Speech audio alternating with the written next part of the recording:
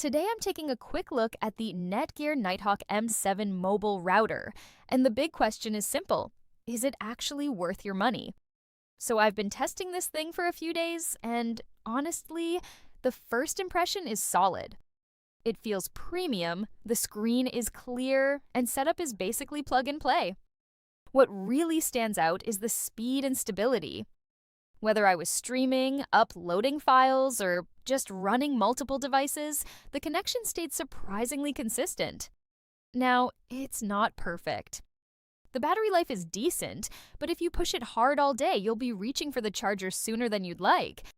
And yeah, the price is definitely on the higher side, so it's not something I'd call budget-friendly. But if you travel a lot, work remotely, or just need reliable internet on the go, this is one of the stronger options out there from NETGEAR.